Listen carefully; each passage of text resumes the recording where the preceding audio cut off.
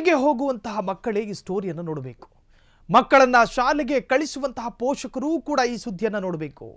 ನಿಮ್ಮ ಮಕ್ಕಳು ಶಾಲೆಗೆ ಹೋಗಿ ಮಾಡ್ತಿರೋದೇನು ಗೊತ್ತಾ? ನಿಮ್ಮ ಮಕ್ಕಳು ಮಾಡ್ತಿರುವಂತಹ ಕೆಲಸ ನಿಮಗೆ ಗೊತ್ತಾದ್ರೆ ನಿಜಕ್ಕೂ ಕೂಡ ಇದು ಶಾಕ್ ಆಗುವಂತಹ ಸುದ್ದಿ.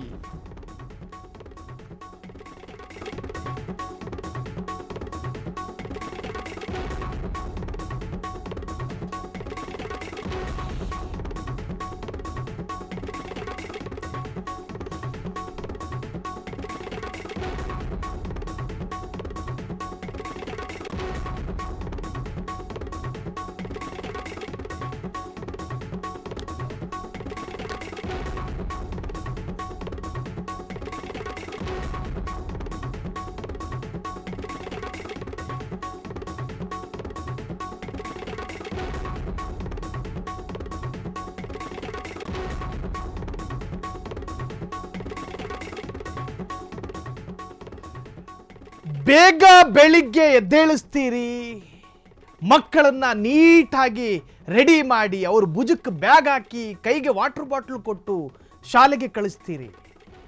ದೊಡ್ಡ ದೊಡ್ಡ ಕನಸುಗಳನ್ನ ಇಟ್ಕೊಂಡಿರ್ತೀರಿ. ಆದ್ರೆ ನಿಮ್ಮ ಮಕ್ಕಳು ಶಾಲೆಗೆ ಹೋಗಿ ಮಾಡ್ತಿರೋದೇನು ಗೊತ್ತಾ? ನನ್ನ ಮಗ ದೊಡ್ಡ ಮಟ್ಟಕ್ಕೆ ಬೆಳಿಬೇಕು ಅಂತ ಹೇಳಿ ಚಿಕ್ಕ ವಯಸ್ಸಿಗೆ ಮಕ್ಕಳ ಕೈಗೆ ಮೊಬೈಲನ್ನ ಕೊಟ್ಟು ಕಳಿಸ್ತೀರಿ. ನಿಮ್ಮ ಕನಸೆಲ್ಲ ಛಿದ್ರ ಆಗ್ತಾ ಇದೆ. ಈ ಸ್ಟೋರಿ ನೋಡಿ. ನಿಮ್ಮ ಮಕ್ಕಳು ಶಾಲೆಗೆ ಹೋಗಿ ಪುಸ್ತಕ ಓದ್ತಿಲ್ಲ, ಗುರು ಕಲಿಸಿಕೊಡ್ತಾ ಇರುವಂತಹ ಪಾಠಗಳನ್ನ ಕೇಳಿಸ್ಕೋತಿಲ್ಲ. ನಿಮ್ಮ ಮಕ್ಕಳು ಮಾಡ್ತಾ ಇರೋ ಅಧ್ವಾನ ಬೇರೆ ಇದೆ. ನಿಮ್ಮ ಮಕ್ಕಳು ಶಾಲೆಗೆ ಹೋಗಿ ಏನು ಮಾಡ್ತಿದ್ದಾರೆ ಅನ್ನೋದನ್ನ ಎಲ್ಲವನ್ನು ತಿಳಿಸ್ತೀವಿ. ನಿಮ್ಮ ಮಕ್ಕಳ ಮೇಲೆ ಜಾಗೃತೆ ಇಡಿ. ಬರೀ 2 ಕಣ್ಣು ಸಾಲದು ನಿಮ್ಮ ಮಕ್ಕಳನ್ನ ನೋಡೋದಕ್ಕೆ. ಮೈ ತುಂಬ ಕಣ್ಣು ಮಾಡ್ಕೊಂಡು ನಿಮ್ಮ ಮಕ್ಕಳನ್ನ ಗಮನಿಸಬೇಕು. ದೊಡ್ಡ ದೊಡ್ಡ ಕನಸುಗಳನ್ನ ಇಟ್ಕೊಂಡು ನಿಮ್ಮ ಮಕ್ಕಳನ್ನ ಶಾಲೆಗೆ ಕಳಿಸ್ತೀರಿ. ನನ್ನ ಮಗ ದೊಡ್ಡವನಾಗಿ ಪೊಲೀಸ್ ಆಗಬೇಕು, ದೊಡ್ಡ IAS ಅಧಿಕಾರಿ ಆಗಬೇಕು. ಆದರೆ ನಿಮ್ಮ ಮಕ್ಕಳು ಶಾಲೆಗೆ ಹೋಗಿ ಮಾಡ್ತಿರೋ ಅಧ್ವಾನ ಏನು ಗೊತ್ತಾ? ನಾವು ಹೇಳುವಂತಹ ಈ ಸ್ಟೋರಿ ಇದೆಯಲ್ಲ, ನಿಜಕ್ಕೂ ಕೂಡ ನಿಮ್ಮ ಮಕ್ಕಳ ಮೇಲೆ ಮೈ ತುಂಬ ಕಣ್ಣಿಟ್ಕೊಂಡ್ರೂ ಸಾಕಾಗೋದಿಲ್ಲ. ನಿಮ್ಮ ಮಕ್ಕಳನ್ನ ದೇಶದ ಪ್ರಜೆಗಳನ್ನಾಗಿ ಮಾಡಿ, ಆದರೆ ರೌಡಿಗಳನ್ನಲ್ಲ. ಪಾಠ ಕಲಿಸೋ ಗುರುವಿಗೆ ಬೆದರಿಕೆ ಹಾಕಿದ ವಿದ್ಯಾರ್ಥಿ ಮೊಬೈಲ್ ಬಳಸಬೇಡ ಅಂದಿದ್ದೆ ದೊಡ್ಡ ತಪ್ಪಾಗಿ ಹೋಯಿತು.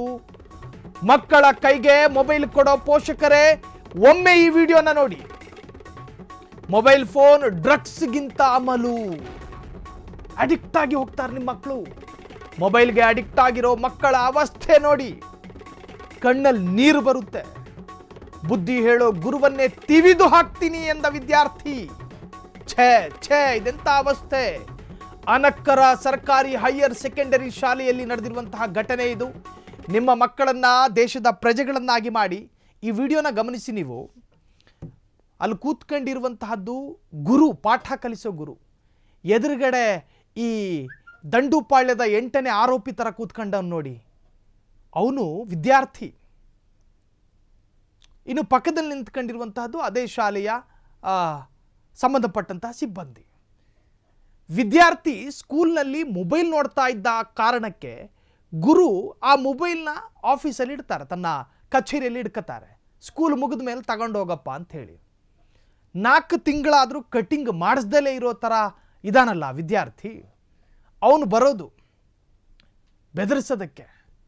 ನನ್ನ ಮೊಬೈಲ್ನ ಇಟ್ಕೊಂಡಿದ್ದೀರಿ, ಕೊಡ್ತಿರೋ ಇಲ್ವೋ, ನಿಮ್ಮನ್ನು ಹಾಕಬೇಕಾ ಅಂತಾನೆ. ನಿಮ್ಮನ್ನು ತಿವಿತೀನಿ ಅಂತಾನಂತಲ್ಲ. ಅಲ್ಲ, ಸ್ಕೂಲಿಗೆ ಪೋಷಕರು ದೊಡ್ಡ ದೊಡ್ಡ ಕನಸನ್ನು ಕಟ್ಕೊಂಡು ಮಕ್ಕಳನ್ನ ಸ್ಕೂಲಿಗೆ ಕಳಿಸ್ತಾರೆ. ನಿಮ್ಮ ಮಕ್ಕಳು ಮಾಡುವಂಥ ಅಧ್ವಾನ ನೋಡಿ ಇದು. ಅಡಕ್ಕರ ಸರ್ಕಾರಿ ಶಾಲೆಯಲ್ಲಿ ನಡೆದಿರುವಂತಹ ಘಟನೆ ಇದು. ನನ್ನ ಮೊಬೈಲನ್ನು ನನಗೆ ಕೊಡದೇ ಇದ್ರೆ ನಿಮ್ಮನ್ನು ಮುಗಿಸ್ತೀನಿ ಅಂತ ನಾ ವಿದ್ಯಾರ್ಥಿ. ಒಳ್ಳೆ ಮರದಲ್ಲಿ ಒಳ್ಳೆ ಫಲನೇ ಬಿಡುತ್ತೆ ಅಂತಾರೆ. ಅದರರ್ಥ ಪೋಷಕರನ್ನ ದೂಷಣೆ ಮಾಡ್ತಾ ಇಲ್ಲ. ನೀವು ಬೆಳೆಸುವಂತಹ ವಾತಾವರಣ ಮಕ್ಕಳ ಮನಸ್ಸಿಗೂ ಪರಿಣಾಮ ಬೀರುತ್ತೆ. ಈತ ನಾಳೆ ದಿನ ದೇಶದ ಪ್ರಜೆ ಆಗ್ತಾನೋ ಅಥವಾ ನಾಳೆ ದಿನ ಸ್ಲೇಟ್ ಇಟ್ಕೊಂಡು ಪೊಲೀಸ್ ಸ್ಟೇಷನ್ನಲ್ಲಿ ಫೋಟೋ ತೆಗೆಸ್ಕತಾನೋ. ನಿಮ್ಮ ಕನಸನ್ನು ಛಿದ್ರ ಮಾಡ್ತಾರೆ ನಿಮ್ಮ ಮಕ್ಕಳು. ನನ್ನ ಮಗ ಪುಣ್ಯಾತ್ಮ ಅಂತ ಹೋಳ್ಕೋಬೇಡಿ, ಮಕ್ಕಳನ್ನ ಸಮರ್ಥನೆ ಮಾಡ್ಕೋಬೇಡಿ. ಶಾಲೆಗೆ ಹೋಗ್ತಿದ್ದಾನೆ, ಶಾಲೆಗೆ ಹೋದ ಮೇಲೆ ಏನು ಮಾಡ್ತಿದ್ದಾನೆ? ಪಾಠ ಕಲಿಸುವಂತಹ ಗುರು ಮುಂದೆ ನಿಂತ್ಕೊಂಡು ರೌಡಿ ತರ ಮಾತನಾಡ್ತಾನೆ. ಪಾಠ ಕಲಿಸುವಂತಹ ಗುರುವಿಗೆ ಥ್ರೆಟ್ ಮಾಡ್ತಾನೆ, ಬೆದರಿಕೆ ಒಡ್ತಾನೆ. ಕಿವಿ ಹಿಂಡಿ ತಿದ್ದಿ ತೀಡಬೇಕಾದಂತಹ, ಕಿವಿ ಹಿಂಡಿ ತಿದ್ದಿ ತೀಡುವಂತಹ ಗುರುವಿಗೆ ಬೆದರಿಕೆ ಹಾಕ್ತಾನೆ ಅನ್ನೋದಾದರೆ ಈ ಮಕ್ಕಳ ಮನಸ್ಸಿಗೆ ಕೆಟ್ಟ ಪರಿಣಾಮ ಬೀರ್ತಾ ಇರೋದು ನೀವು ಕೊಡ್ತಾ ಇರುವಂತಹ ಮೊಬೈಲು. ನನ್ನ ಅಂತಸ್ತು, ನನ್ನ ಪ್ರತಿಷ್ಠೆ, ನನ್ನ ಮಗನ ಕೈಯಲ್ಲಿ ಮೊಬೈಲ್ ಇರಲಿ ಅಂತ ಹೇಳಿ ಕೊಡಿಸ್ತೀರಲ್ಲ, ನಿಮ್ಮ ಮಕ್ಕಳು ಮಾಡೋ ಅಧ್ವಾನ ನೋಡಿ. ಕ್ಯಾಮ್ರಾದ ಮುಂದೆ ಪೋಸ್ ಕೊಟ್ಟು ಥ್ರೆಟ್ ಹಾಕ್ತಾನೆ ನಿರ್ಭಯನಾಗಿ. ನನ್ನ ಮೊಬೈಲ್ ಬೇಕು ಅಂತ ಹೇಳಿ ಹಲ್ಲು ಹಿಡಿದು ಮಾತನಾಡ್ತಾನೆ, ಹಲ್ಲು ಕಚ್ಕೊಂಡು ಮಾತನಾಡ್ತಾನೆ. ಯಾರ ಮುಂದೆ ಮಾತನಾಡೋದು? ಪಾಠ ಕಲಿಸೋ ಶಿಕ್ಷಕನ ಮುಂದೆ. ಪಾಪ ಆ ಶಿಕ್ಷಕ ನೋಡಿ ನಿಸ್ಸಹಾಯಕನಂತೆ, ನಿಸ್ಸಹಾಯಕ, ಅವನಿಗೇನು ಮಾಡೋಕ್ಕೆ ಸಾಧ್ಯ ಆಗ್ತಾ ಇಲ್ಲ. ರೌಡಿಗಳ ಥರ ಮಾತನಾಡ್ತಾ ಇದ್ದಾನೆ, ಅನಾಗರಿಕನ ಥರ ಮಾತನಾಡ್ತಾ ಇದ್ದಾನೆ ವಿದ್ಯಾರ್ಥಿ. ಟೇಬಲ್ ತಟ್ತಾನೆ, ಕಣ್ಣಲ್ಲೇ ಹೆದರಿಸ್ತಾನೆ, ಏನೇನೋ ಒದರುತ್ತಾನೆ, ಸಿಗು ಹೊರಗೆ ತಿವಿತೀನಿ ಅಂತಾನೆ. ಯಾರಿದು? ಪಾಠ ಕಲಿಯಲು ಬಂದ ವಿದ್ಯಾರ್ಥಿ. ನನ್ನ ಮಗ ಶಾಲೆಗೆ ಹೋಗಿ ಅದೇನೋ ಕಳೆದು ಗುಡ್ಡೆ ಹಾಕ್ತಾನೆ ಅಂತ ಹೇಳಿ ಕನಸಿಟ್ಕೊಂಡು ಕಳಿಸ್ತಿರಲ್ಲ ಶಾಲೆಗೆ. ನಿಮ್ಮ ಮಕ್ಕಳು ಮಾಡುವಂಥ ಅಧ್ವಾನನ ಗಮನಿಸಿ. ಪಾಠ ಕಲಿಸುವಂತಹ ಗುರುವಿಗೆ ಬೆದರಿಕೆ ಹೊಡ್ತಾನೆ, ಹೊರಗೆ ಸಿಗು ತಿವಿತೀನಿ ಅಂತಾನೆ.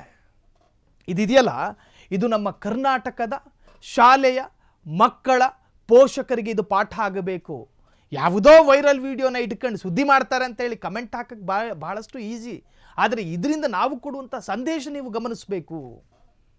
ನಿಮ್ಮ ಮಕ್ಕಳು ಶಾಲೆಗೆ ಹೋಗ್ತಾರೆ, ಹೆಗಲ ಮೇಲೆ KG ಗಟ್ಟಲೆ ಬ್ಯಾಗ್ ಹಿಡ್ಕೊಂಡು ನನ್ನ ಮಗ ಅಯ್ಯೋ ದೇವ್ರೆ ಕತ್ತೆ ಮೇಲೆ ಭಾರ ಇಟ್ಟಂಗೆ ಹೊತ್ಕೊಂಡು ಹೋಗ್ತಾನೆ ಅಂಥೇಳಿ ಮನೇಲಿ ಲೊಚ್ಕೊಡ್ತೀರಿ. ಹೊತ್ಕೊಂಡೋಗಿ ಮಾಡ್ತಿರೋ ಅಧ್ವಾನ ನೋಡಿ. ಮಕ್ಕಳ ಮುಖ ನೋಡಿ ಪಾಠ ಮಾಡಬೇಕು ಶಿಕ್ಷಕರು, ಮಕ್ಕಳ ದೇಹ ನೋಡಿ ಅಲ್ಲ ಅಂತ ನಾವು ಶಿಕ್ಷಕರ ಅವಾಂತರಗಳನ್ನು ನೋಡಿ ವರದಿ ಮಾಡ್ತೀವಿ. ಆದರೆ ಈ ಮಕ್ಕಳು ಮಾಡೋ ಅಧ್ವಾನ ಇದೆಯಲ್ಲ, ಸಣ್ಣ ಮಗ ಏನಲ್ಲ, ಅವನು 7-8 ವರ್ಷದ ಯುವಕ ಅಲ್ಲ, 18-19 ವರ್ಷದ ಯುವಕ. ಬುದ್ಧಿ ಇದೆ ಆತನಿಗೆ. ಆದರೆ ಗಾಂಜಾ ಡ್ರಗ್ಸ್ ಕುಡಿದವರು ಹಾಗೆ ಶಿಕ್ಷಕರ ಜೊತೆ ಮಾತನಾಡಿದ್ದಾನೆ.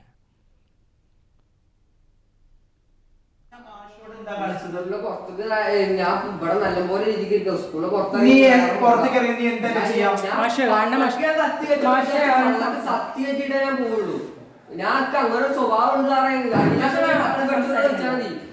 വീഡിയോ കടത്ത് തേങ്ങ മാങ്ങച്ച കാട്ട്.